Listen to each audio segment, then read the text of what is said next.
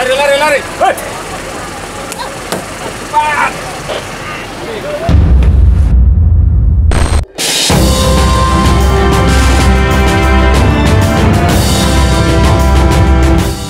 Pembinaan karakter pelajar bermasalah telah dimulai sejak 2 Mei 2025 lalu. Namun, kendati telah berjalan, kebijakan Gubernur Jawa Barat Deddy Mulyadi ini masih menimbulkan pro dan kontra. Kritik salah satunya datang dari Lembaga Perlindungan Anak Indonesia (LPAI) yang tidak setuju bahwa pembinaan anak menggunakan cara militer. LPAI juga menyebut pembinaan yang dilakukan anggota TNI harus tetap ramah anak. LPAI pun bersedia jika pihaknya diminta meninjau keadaan siswa yang tengah menjalani pembinaan. Jadi ini tetap adalah anak. Jadi mohon tidak dengan cara-cara militer. Artinya prinsipnya kedisiplinannya boleh itu diambil, jadi tetap harus ramah anak atau layak anak istilahnya. Ini yang selalu dikampanyekan juga oleh Kementerian Pemberdayaan Perempuan dan Perlindungan Anak, bahwa apakah itu di sekolah, apa di masyarakat, di kota, makanya ada kabupaten kota layak anak dan sebagainya, maka pendidikan juga harus layak anak. Jadi demi kepentingan terbaik bagi anak, makanya sangat apresiasi bahwa ini juga ada pendampingan guru BK, ada psikolog dan sebagainya, supaya masalah kejiwaan anak juga tetap terpantau. Ini adalah hak tumbuh dan berkembang bagi anak-anak. Sebelumnya, Wakil Ketua DPR RI Sufmi Dasko Ahmad sempat meminta program Gubernur Jawa Barat Deddy Mulyadi soal pengiriman siswa bermasalah ke barak militer agar dikaji terlebih dahulu. Dasko menyebut karakteristik siswa di masing-masing daerah berbeda. Saya belum secara lengkap membaca statement dari Gubernur Jawa Barat, tetapi mungkin hal-hal yang disampaikan oleh Gubernur Jawa Barat mungkin adalah hal-hal baru yang memang perlu dikaji terlebih dahulu secara matang sebelum kemudian dilaksanakan. Ya kalau pemberlakuan itu kan hanya kemudian di daerah Jawa Barat ya. Saya juga belum tahu bagaimana respon dari DPRD Jawa Barat, tetapi kalau pendapat saya mungkin kita harus kaji terlebih dahulu secara matang sebelum kemudian diterapkan, karena ya mungkin untuk masing-masing daerah itu karakteristiknya kan berbeda-beda, demikian. Sementara itu, Menteri Pendidikan Dasar dan Menengah Abdul Mukti belum bersedia memberikan komentarnya atas kegiatan ini. Perspektif pendidikan tuh perlu nggak sih, urgensi nggak sih? Saya soal itu no comment dulu ya. Izin Bapak. No comment dulu, teman-teman wartawan coba cari pakar pendidikan yang lebih top dari saya ya. Kalau dari Bapak Belum. Kami juga baru tahu itu kan juga dari media saja kan, jadi kami belum tahu. Dia nggak jadi bicara sama Pempus ya? Nggak ada. Jadi saya hanya tahu itu dari teman-teman media justru. Jadi kami no comment dulu soal itu ya. Makasih Mbak, makasih. Program pembinaan anak bermasalah digagas Gubernur Jawa Barat Deddy Mulyadi. Sasaran utama dari program ini yakni siswa yang mengalami kesulitan saat dibina oleh sekolah atau mereka yang terlibat dalam pergaulan bebas dan tindakan kriminal. Lantas, seberapa efektif program ini bisa menekan angka kenakalan anak?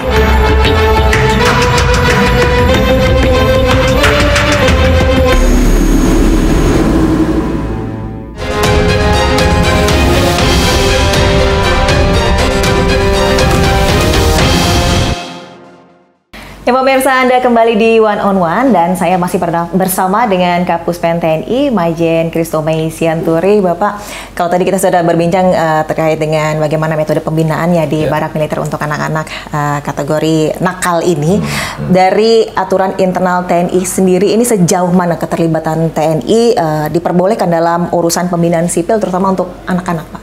Ya, artinya kan kalau seperti yang saya disampaikan di awal, kita bergeraknya berdasarkan amanat undang-undang. Ya. Ketika undang-undang menyatakan bahwa dalam tugas pokoknya di nomor pasal 7 ayat 2 itu tentang operasi militer sen perang membantu pemerintah daerah, ya kita menyiapkan perangkatnya. Nah, di Rindam itu ada tadi saya bilang Dodik Bela Negara. Dodik Bela Negara itu yang disiapkan untuk tadi, untuk masyarakat umum atau masyarakat sipil yang ingin mengikuti pelatihan bela negara. Nah, salah satunya wawasan kebangsaan, bela negara, itulah wadah untuk melatih itu, dan kita sudah ada pelatih-pelatih untuk itu gitu ya. Nah sekarang permasalahannya yang ditertibkan adalah anak-anak. Dan saya rasa karena kita sudah terbiasa untuk melatih mahasiswa, pelajar, ya tidak ada bedanya gitu Mbak. Termasuk juga kan kita juga tadi yang bilang berkaca dari contoh boarding school SMA Taruna Nusantara. Di awal dulu kami semua pelatih kami adalah militer, tentara gitu ya. Nah, dan kita sukses untuk itu gitu. Ya, dan kita happy aja, fun aja, ketemu teman-teman main-main yang tadi ya kita nggak pernah bangun pagi terpaksa ke masih tidur sama teman dibangunin, nah gitu loh. Karena kita disiram juga sama teman kan gitu. Jadi akhirnya itu menjadi cerita kita saat ini gitu loh. Jadi kan yang tadi saya bilang saya tidak terbiasa nyuci baju, nyetrika baju. Oh ternyata baju itu kalau misalnya direndam sekian hari itu jadi bau dan jadi berjamur. Nah, tapi ada metode supaya jamur hilang pakai apa? Nah, itu ditemukan pada saat seperti itu. Nah, gitu. Oh, nyetrika itu supaya dia bisa tajam setrikaannya. Oh, dikasih air dulu baru disetrika lagi. Oh, nyemir sepatu itu supaya nyemirnya supaya mengkilat. Oh, pakai lilin. Nah, itu kan nggak pernah kita temukan gitu ya. Nah, tapi kan dengan trial and error percobaan dibina, dikasih tahu seperti itu akhirnya kita bisa mempraktikkan itu di rumah gitu ya. Nggak pernah ngepel Mbak gitu loh, karena kita terbiasa tuh gitu pagi-pagi udah ngapin bara kita, merapkan boro-boro ngerapin tempat tidur di rumah, coba bangun tinggal gitu aja. Ini mau selimut kita lipat, sarung kita rapikan, jangan sampai kena hukum gara-gara itu kan. Bantal kita rapikan, kita sapu, kita pel di bawahnya, sepatu itu nggak boleh ada tanahnya, rapikan lagi kan gitu. Nah, kebiasaan-kebiasaan itu yang memang harus kita tanamkan kepada anak kita. Jadi disiplin gitu ya. Iya, benar-benar pendidikan kedisiplinan artinya ya. Bagaimana anak bisa menjadi disiplin di luar dari pendidikan formalnya tentunya ya. Menepati waktu. Betul. Jam 7 kamu belajar ya harus jam 7 sudah standby. Oke. Ini kan kalau misalnya tadi berbicara terkait dengan keterlibatan ini memang sudah ada undang-undangnya ya untuk membantu pemerintah daerah. Tapi apakah ada regulasi yang mengatur pemanfaatan fasilitas atau personel militer untuk kegiatan sipil non darurat seperti ini, Pak? Ya, tadi sama kan, ya. Saya rasa kan di Lemdik Lembaga Pendidikan TNI itu tadi sudah ada wadahnya gitu. Itu gunanya buat apa kalau nggak digunakan gitu? Namanya Dodik Bela Negara. Memang untuk melatih sipil di situ Mbak. Nah itu yang kita gunakan gitu. Memang sudah ada regulasinya sudah juga ada. Ya untuk itu ya. Oke. Dari sisi etika militer sendiri Pak, bagaimana TNI melihat potensi dilema ketika institusi pertahanan ini terlibat dalam penanganan masalah sosial sipil? Ya artinya kan TNI itu kan dari rakyat Mbak ya. Ketika rakyat meminta bantuannya, ya pasti dong kami tergerak untuk itu. Toh kita akan senang kalau misalnya rakyat kita itu memiliki rasa disiplin, punya kemampuan untuk pertahanan negara kan. Ya kami terbantu dong secara sisi, apalagi kita mengambil sistem pertahanan sesuai Undang-Undang Nomor 3 Tahun 2002, sistem pertahanan keamanan rakyat semesta kan itu ya. Jadi artinya kan dengan rakyat yang disiplin, rakyat yang artinya memiliki fisik yang baik, gitu kan, toh itu akan berguna bagi kita gitu. Dan saya rasa masyarakat akan senang kalau misalnya dengan rasa disiplin tadi menular ke yang lainnya, gitu, tepat waktu. Kan kita biasa jam karet, jam 7 lah ya, kan artinya adalah perubahan yang signifikan nanti. Harapan kita ke depan. Harapannya ke depannya akan ada perubahan signifikan tentunya. Tapi nanti akan khawatir nggak sih Pak jadinya kayak tempat penampungan buat anak nakal nih Pak gitu, buat di barak militer nih dijadi di sini ibaratnya tuh jadi kayak mindset masyarakat jadi berubah gitu Pak. Ya enggak dong, nanti kan anak nakal ini kan cuma stigma yang ada terus, tapi kan artinya setelah nakal kamu masuk sana jadi bagus kan gitu. Outnya jadi bagus kan gitu. Jadi kan malah stigma positif. Setiap yang masuk sana jadi bagus, jadi bagus kan gitu. Sekarang hari-hari orang hari ini berbondong-bondong memasukkan anaknya ke SMA Taruna Nusantara. Kenapa? Hasilnya bagus kan gitu. Iya begitu ya Pak ya. Terus kalau pandangan TNI sendiri Pak tentang penggunaan pendekatan militer dalam membentuk perilaku anak-anak yang dianggap menyimpang begitu, pandangannya jadi seperti apa pendekatan secara militer? Ya artinya itulah yang penggunaan diksi kata-kata pendekatan militer itu yang menurut saya harus dirubah ya. Artinya tidak semua pendekatan yang bersifat disiplin itu militerisme gitu ya. Karena kan ya kalau cuma bangun pagi jam 4.30 terus kemudian senam pagi, olahraga sholat dulu, kemudian olahraga pagi, kemudian makan pagi, kan artinya itu kan bukan bentuk, menurut saya bukan bentuk militerisme sih, penanaman rasa disiplin saja. Penanaman rasa disiplin gerakan disiplin lah kira-kira gitu ya. Tidak juga semua sesuatu militerisme, dia tidak diajarin penggunaan senjata. Gitu, juga kita ajarin nembak gitu atau cara membunuh kita nggak ke sana, justru kita hanya mengingatkan bahwa apa yang pernah kamu lakukan sebelum kamu di sini itu salah. kamu mengganggu ketertiban orang lain, melanggar haknya orang lain, yang harusnya orang lain sudah tidur jam 12, kamu masih begadang, malah main-main motor pakai motor brom misalnya gitu ya, atau dia membegal orang lain, membahayakan keamanan orang lain, itu salah gitu loh. Nah, nilai-nilai itu yang harus kita tanamkan kepada mereka, bahwa dia punya hak, orang lain juga punya hak untuk itu. Nah, itu yang menurut saya di masa sekarang sudah menurut, menghargai hak orang lain. Oke, menghargai hak orang lain ya, Pak. Nah, itu kita tanamkan ke mereka. Oke, kemudian bagaimana nanti dari pihak TNI sendiri ini untuk menjamin bahwa tidak ada tindak kekerasan atau pelanggaran ya untuk dalam mendidik si anak-anak ini? Ya sekarang pelatihnya udah lebih tua daripada anaknya, jauh banget kan, masa iya sih mau ditempeleng kayak gitu kan? Kan yang bener-bener aja gitu, hello gitu ya. Artinya kan itu anak-anak kita sendiri, anak dia juga merasakan, kita juga itu anak-anak saya gitu, seumuran anak saya, nggak mungkin juga kita berperilaku seperti itu. Apalagi kan tugas kita membina mereka, bukan untuk menganiaya mereka gitu. Nah, kalaupun nanti ada temuan seperti itu, ya pasti kita hukum lah, nggak usah kita pakai lagi. Kalau perlu kita penjarakan dia, kalau perlu kita pecat kalau misalnya sampai fatal misalnya. Oh, tugasnya hanya membina kok, ngapain juga ngarang-ngarang gitu. Dan kan sudah ada programnya kan, nah makanya itu fungsinya perlu pengawasan. Mari kita awasi bersama pelaksanaannya gitu. Jadi kalau misalnya ada yang meragukan tuh, ya datang dong di situ, lihat pelatihannya. Kalau perlu ikut di situ, sehingga nggak saling curiga lagi. Pakai bagi yang teman-teman saudara kita yang merasa bahwa itu mencurigai, wah ini pembinaan ini menyalahi hak asasi manusia, ikutlah di situ. Ya memang melanggar hak asasi manusia, misalnya gua harusnya bangun jam 7 jadi bangun jam 4.30 kan, tapi kan demi ketertiban bersama kan, demi ketertiban sipil kan, artinya saya rasa ada juga yang harus dilanggar kan itu.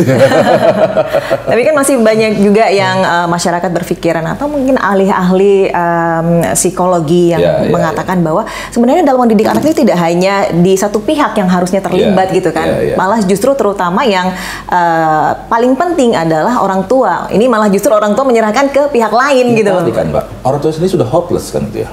Sehingga dicari metode lain. Nah, kalau tadi ada pendapat para ahli yang punya pendapat, do you have any other methods gitu kan gitu.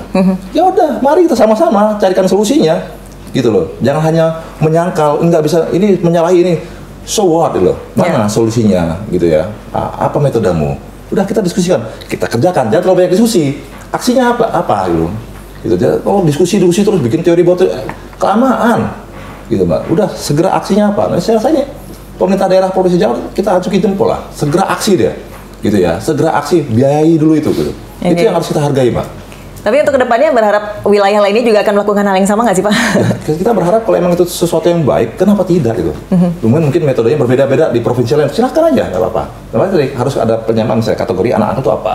Apakah setiap provinsi itu sama, misalnya masalah yang dihadapi, kan belum tentu juga, gitu. Oh, di sini banyak begalnya anak remaja. Oh, di sini tawuran. Oh, di sini enggak, cuma narkoba misalnya. Oh, di sini suka bolos, anak-anak suka begadang. Nah, itu kan beda-beda setiap masalah. Setiap daerah punya permasalahan berbeda. Nah, gitu. Tinggal nanti itu dikonsultasikan dengan pihak TNI yang ada di sana bahwa ini yang kami minta. Nah, gitu. Nah, sehingga TNI juga mencarikan metodenya apa gitu. Nah, dengan berkonsultasi tadi dengan para ahli-ahli tadi gitu.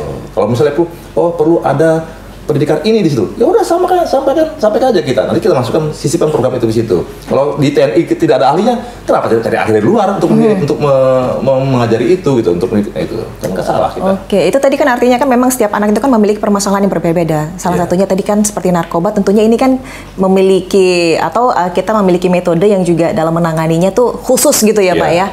Dari TNI sendiri yang sudah berjalan selama ini seperti apa? Apakah ada dari anak-anak yang memang keterlibat narkoba tersebut gitu? Dulu kan pernah ada memang zaman dulu ya tentang anak-anak yang pengguna narkoba dititipkan di Indam untuk dilatih atau dibina. Ya saya rasa hampir tidak jauh berbeda dengan yang sekarang programnya gitu ya. Artinya dengan dia kan ibaratnya itu diisolasi. Diisolasi ya? Iya dong, kan tidak bisa berkomunikasi dengan dunia, namanya isolasi. Diisolasi, kemudian tidak bisa menghubungi teman-temannya, tidak ada lagi waktu buat nongkrong, nggak perlu malam-malam, akhirnya pakai narkoba. Ya kan sudah berubah. Lebih lagi dengan misalnya pendekatan keagamaan, dia harus, ya tadi, yang nggak pernah sholat subuh, sholat subuh, sholat 5 waktu, dia yang ke gereja, pendekatan itu yang harus banyak kita berikan kepada mereka gitu. Ya, artinya tidak serta-merta sama dengan siswa-siswa lainnya yang mungkin permasalahannya berbeda ya, seperti yang tawuran atau kenakalan-kenakalan remaja yang... Tapi secara umum sama lah materinya, tinggal nanti pendekatannya saja yang perlu agak berbeda, misalnya dibeda-bedakan gitu ya. Oke. Kalau untuk sejauh ini seperti apa Pak yang sudah berjalan di barak militer yang sudah berjalan di Jawa Barat itu? Iya, kan kalau yang sekarang ini kan lebih banyak kita pada penegakan kedisiplinan, artinya meningkatkan kedisiplinan dia. Tadi saya bilang program tadi yang banyak disediakan, termasuk ada konseling kan. Kan kita harus tanya ke masing-masing anak tadi, apa sih sebenarnya permasalahan? Itu pendekatan itu. Kadang-kadang kan dia lebih terbuka pada orang lain daripada pada ibunya sendiri, bapak ibunya. Iya juga sih. Kita tahu apa sih kamu punya masalah apa selama ini gitu loh. Kenapa misalnya kok nggak betah di rumah gitu loh. Nah kan gitu. Tapi kan tadi dengan dia terisolasi, tidak bisa berkomunikasi dengan keluarganya. Kalau anak-anak umur 15 tahun, 16 tahun tuh pasti goyang lah. Maksud saya pasti, waduh, ingat ibu, ingat bapak gitu. Kita kan udah remaja gitu. Ketika kita pisah dari orang tua kan, anak umur segitu kan, yang biasanya minum ada, makan ada, ini nggak ada. Apakah nggak ada? Tidurnya pun di pelbed, biasanya di kasur. Ayo. Kan tinggal milih, kamu milih di pelatih atau tidur di rumah kan gitu. Ternyata enak di rumah kan gitu. Tantangannya sendiri Pak seperti apa? Ya tantangannya tentunya kan perlu kesabaran. Pelatih-pelatih yang membina itu perlu kesabaran ya. Makanya tadi anggaplah itu anak kita sendiri yang harus kita didik ya. Cara metode pendekatannya juga tidak harus dengan kekerasan kan, jadi dengan memberikan kesadaran kepada mereka. Makanya selain jadwal yang sudah dibuat itu juga harus ada konseling. Makanya ada kita memberikan tim psikologi, dokter kesehatan jiwa di situ, sehingga artinya dengan hasil dari konseling tadi apa kira-kira metodenya untuk supaya dia bisa berubah gitu loh Mbak. Nah makanya tadi kalau memang ada tenaga-tenaga ahli yang tadi punya teori-teori yang mari sama-sama kita berdiskusi merembukan metodenya apa supaya mempunyai metode yang paling top lah untuk pembinaan mereka itu. Gitu. Ini uji coba kurang lebih selama berapa lama Pak sampai akhirnya nanti akan ada secara realnya nanti? Ya tanyanya ke Provinsi Jawa Barat, dia yang punya program. Kalau kita cuma menampungnya saja, kita diminta untuk kita latih gitu. Kalau kemarin sekarang ini kan di Resimen Armet, ya oke. Kalau misalnya nanti kita latih perlu di tempat lain gitu Pak. Ya. Artinya nanti akan akan terjadi penambahan waktu tidak hanya 14 hari tapi mungkin bisa sebulan begitu ya Pak ya? Ya tergantung tadi evaluasinya. Evaluasinya ya. Tergantung evaluasi. Kalau memang dirasa cukup, dirasa kurang. Berarti terkait lagi dengan ketersediaan dana. Kalau memperpanjang hari terus dananya nggak ada, gimana gitu? Oke, Pak. Semakin menarik ini sebenarnya ya kita mau berbicara. Cuma nanti kita masih akan bertanya-tanya, mungkin agak melenceng sedikit Pak, terkait dengan isu yang belakangan juga beredar begitu ya, terkait dengan mutasi. Tapi nanti sesaat lagi kita akan berbincang ya Pak ya. Jangan kemana-mana pemirsa, tetaplah di One on One.